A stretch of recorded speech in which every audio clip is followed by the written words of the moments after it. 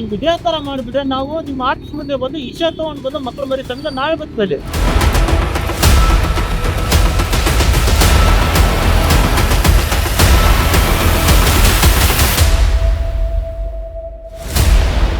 ಅದೇನು ನಿಮ್ಗೆ ಪರಿಹಾರ ಕೊಡ್ತೀರಾ ಇಲ್ಲ ವಿಷ ಕೊಟ್ಟು ಸತ್ತು ಹೋಗ್ಬೇಕು ಅಂತ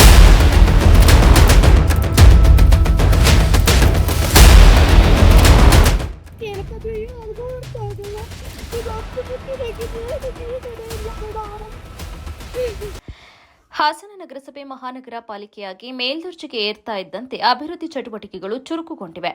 ಅದರ ಬೆನ್ನಲ್ಲೇ ಜಿಲ್ಲಾಡಳಿತ ಹಾಗೂ ಹಾಸನ ಮಹಾನಗರ ಪಾಲಿಕೆ ಪ್ರತಿದಿನ ಒಂದಿಲ್ಲ ಒಂದು ಕಾರಣಕ್ಕೆ ಸುದ್ದಿಯಾಗ್ತಾ ಇದ್ದು, ಇದರಲ್ಲಿ ಒತ್ತುವರಿ ತೆರವು ವಿಚಾರ ಪ್ರಮುಖವಾಗಿದೆ.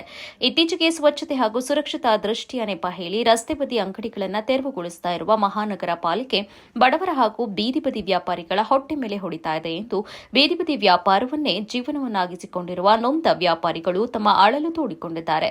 ಮೊನ್ನೆಯಷ್ಟೇ ಬಿಎಂ ರಸ್ತೆ, ಸ್ಟೇಟಸ್ ಹಾಲ್ ಸೇರಿದಂತೆ ವಿವಿಧೆಡೆ ಗೂಡು ಅಂಗಡಿಗಳನ್ನು ತೆರವು ಮಾಡಿದ ಮಹಾನಗರ ಪಾಲಿಕೆ ಅಧಿಕಾರಿಗಳು ಈಗ ಸಿದ್ದಯ್ಯ ನಗರದ ಬಳಿ ಎಪಿಎಂಸಿಯ ಎದುರು ಮೀನಿನ ವ್ಯಾಪಾರಿಗಳ ಮೇಲೆ ಕಣ್ಣಿಟ್ಟಿದೆ. ಇತ್ತೀಚೆಗೆ ಏಕಾಏಕಿ ಮೀನಿನ ಅಂಗಡಿಗಳನ್ನು ತೆರವು ಮಾಡಿ ತಮ್ಮ ಹೊಟ್ಟೆಪಾಡಿಗಾಗಿ ಜೀವನ ಸಾಗಿಸ್ತಾ ಇದ್ದ ಮೀನಿನ ವ್ಯಾಪಾರಸ್ಥರ ಬದುಕಿನ ಮೇಲೆ ಬರೆ ಇಳಿದಿದೆ.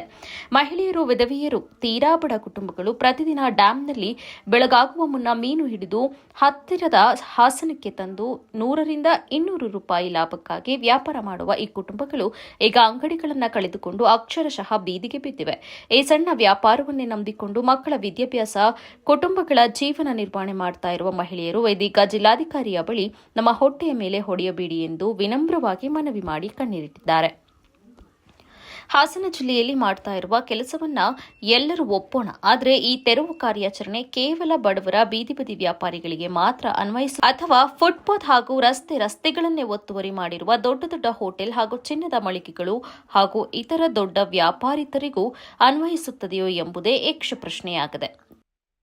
ಬಿಎಂ ರೋಡಲ್ಲೆಲ್ಲವ ಅಲ್ಲಿ ಅಂಗಡಿಗಳು ಯಾರೇ ಹಾಕಿದ್ರು ಏನು ಪ್ರಾಬ್ಲಮ್ ಕೊಟ್ಟಿಲ್ಲ. ಇಲ್ಲಿ ಯಾಕೆ ನಮ್ಮ ಹೊಟ್ಟೆಗೆ ಹೊಡೆಯಕ್ಕೆ ಬಂದಿದ್ದಾರೆ?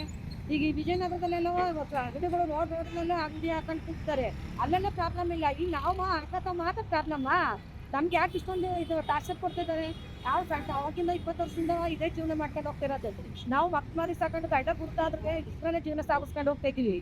ಇವಂತೂ ಇವಾಗ ಬಂದು ಹೊಟ್ಟೆ ಮೇಲೆ ನೋಡಿದ್ರೆ ನಾವ್ ಏನ್ ಮಾಡ್ಬೇಕು, ಏನ್ ಆಗ್ಬೇಕು? ಬಂದು ಅಲ್ಲೇ ಬಂದು ವಿಷ ಕುಡಿಯೋ ಪರಿಸ್ಥಿತಿ ತಂದಿಟ್ಟಿದ್ದೀರಾ. ನಾವು ಅಲ್ಲಿಗೆ ಬಂದು ಎಲ್ಲರೂ ವಿಷದ ಬಾಟ್ಲಿ ಬಂದು ಅಲ್ಲೇ ಕೂಡ್ಕೊಡ್ತೀವಿ. ನಮಗೊಂಚೂರು ಅಲ್ಲೇ ಇದು ಮಾಡ್ಬಿಡಿ, ಎತ್ತಾಗಿ ಒಂದು ಪರಿಹಾರ ಮಾಡ್ಬಿಡಿ. ಅದಕ್ಕೆ ಎಲ್ಲರೂ ತಿರುಪತಿಯಲ್ಲಿ ವ್ಯಾಪಾರ ಮಾಡ್ತಾರೆ, ಅವ್ರಿಗೆ ಯಾವ್ದು ತೊಂದರೆ ಕೊಟ್ಟಿಲ್ಲ. ಇದೊಂದು ಅಂತ ಮಾತ್ರ ಆಕ್ಸಿಡೆಂಟ್ ಆಗೋಕ್ಕಿಂತ ಇದು ಮಾಡಿದ್ದಾರೆ, ಕಂಪ್ಲೇಂಟ್ ಮಾಡಿದ್ದಾರೆ. ಎಲ್ಲೂ ಆಗೋದಿಲ್ವ ಇನ್ನ ಆಕ್ಸಿಡೆಂಟು? ತೊಂದರೆ ಜಾಗದಲ್ಲಿ ಆಗುತ್ತೆ ಆಕ್ಸಿಡೆಂಟು. ನಮ್ಗೆ ಯಾಕೆ ಇಷ್ಟೊಂದು ತೊಂದರೆ ಕೊಡಿಸ್ತವ್ರೆ? ನಮ್ಮಿಂದ ಏನಾದ್ರು ತೊಂದರೆ ಆಗಿದೆ ಏನಾರು ಮಾಡಿಸಿ ಅಂತ ಹೇಳ್ಬೋದು. ನಮ್ಮಿಂದ ಯಾವ ಪ್ರಾಬ್ಲಮ್ ಆಗಿಲ್ಲ ಇಲ್ಲಿ. ಅಕ್ಕಪಕ್ಕದಲ್ಲಿ ಕೇಳಿ ನೋಡಿ ಬೇಕಾರೆ ಇಲ್ಲಿಂದ ಏನಾದ್ರು ಪ್ರಾಬ್ಲಮ್ ಆಗಿದೆಯಾ, ಏನಾಗಿದೆ ಅಂತ ಕೇಳಿ. ಸುಮ್ಮನೆ ಬಂದು ನಮ್ಮ ಹೊಟ್ಟೆ ಮೇಲೆ ನೋಡಿದ್ರೆ ನಾವು ಎಲ್ಲಿಗೆ ಹೋಗ್ಬೇಕು? ನಾವು ಇದನ್ನೇ ನಂಬಿದೀವಿ ಜೀವನ ಅಂತ. ಕೊನೆವರೆಗೂ ನಮ್ದು ಇದೇ ಜೀವನ. ನಾವ್ ಏನ್ ಮಾಡ್ಬೇಕು? ಬಂದು ನಾವು ನಾಳೆ ಬಂದ್ಬಿಟ್ಟು DC ಆಫೀಸರ್ ಬರ್ತೀವಿ. ಅದೇನು ನಮ್ಗೆ ಪರಿಹಾರ ಕೊಡ್ತೀರಾ ಇಲ್ಲ ವಿಷ ಕೊಟ್ಟು ಸತ್ತು ಹೋಗ್ಬೇಕು ಅಂತ ಇದು ಕೊಡ್ತೀರಾ? ನೀವೇ ತೀರ್ಮಾನ ಕೊಟ್ಬಿಡಿ.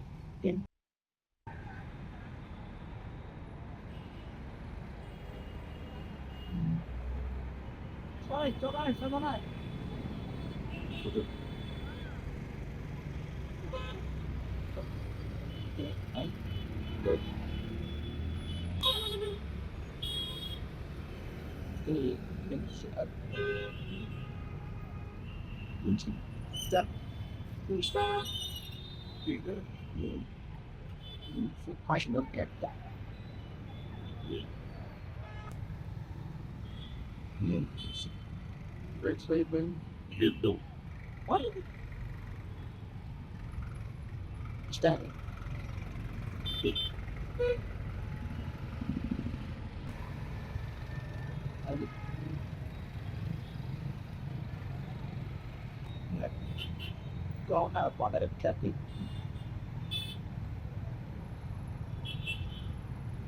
Yeah.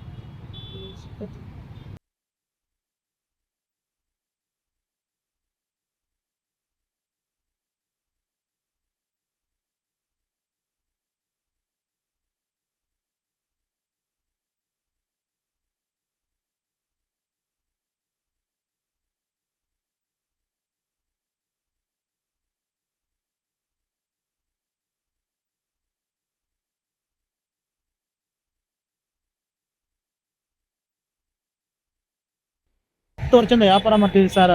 ಈ ಮೀನಿನ ವ್ಯಾಪಾರ ನಾವು ಇದರಿಂದನೇ ಜೀವನ ಮಾಡೋರು. ಇದರ ದುಡಿಮೆ ಮೇಲೆನೆ ಮಕ್ಕಳಿಗೆಲ್ಲ ಸ್ಕೂಲಿಗೆ ಹಾಕಿದ್ವಿ ನಾವು. ಸ್ಕೂಲ್ ಫೀಸ್ ಕಟ್ಟಕ್ಕೂ ನಮ್ಮ ಕೈಲಿ ಶಕ್ತಿ ಇಲ್ಲ ಇವಾಗ. 3 ದಿನ ಆಯ್ತು ಹೊಟ್ಟೆಗೆ ಅನ್ನ ನೀರು ಇದ್ದಾನೆ. ಅಷ್ಟೊಂದು ಪರಿಸ್ಥಿತಿ ಕೆಟ್ಟು ಕೆರಾಗಿರ್ತವೆ ನಮ್ಮವು. ಯಾಕಾಗಿ ಇಡೀ ಸೈಡಲ್ಲಿ ಎಲ್ಲರೂ ಫೀಸ್ ಮಾಡ್ತಾವ್ರೆ, ಎಲ್ಲರೂ ಹಣ್ಣು ಕಾಯಿ ಮಾಡ್ತಾವ್ರೆ, ಎಲ್ಲರಿಗೂ ಫೀಸ್ ಬಂದ್ರೆ ಇಲ್ಲಿ ಬಂದು ನಮ್ಗೆ ಕಟ್ಟೆ ಕೊಡ್ತಾವ್ರೆ. ಈಗ ಇದೇ ಥರ ಮಾಡಿಬಿಟ್ರೆ ನಾವು ನಿಮ್ಮ ಆಫೀಸ್ ಮುಂದೆ ಬಂದು ಇಶೆ ತೊಗೊಂಡು ಬಂದು ಮಕ್ಕಳು ಮರಿ ಸಂಘ ನಾವೇ ಬರ್ತದೆ. ಇಲ್ಲ ಸಾಯಿಸಿದ್ರೆ ಅಲ್ಲೇ ಸೈಡ್ ಆಗ್ತದೆ ಅಂತ.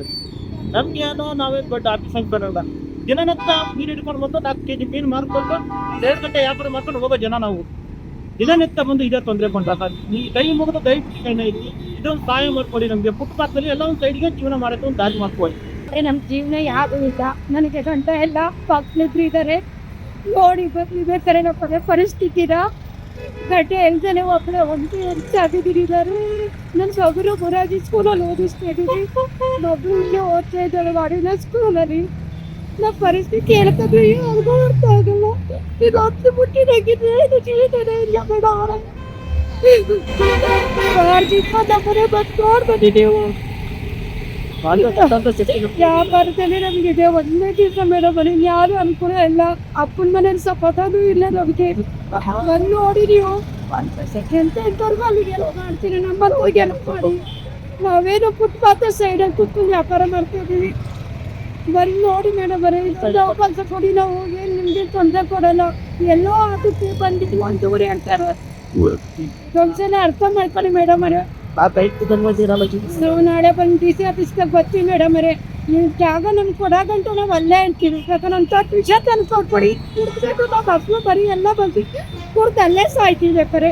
ನೀವು ನಮ್ಮ ಜಾಗ ಕೊಡೋಗಂಟು ನಾವು ಎಲ್ಲೂ ಆಗಲ್ಲ. ನಾವು ಇದೇ ಜಾಗನೇ ಇರ್ತೀವಿ.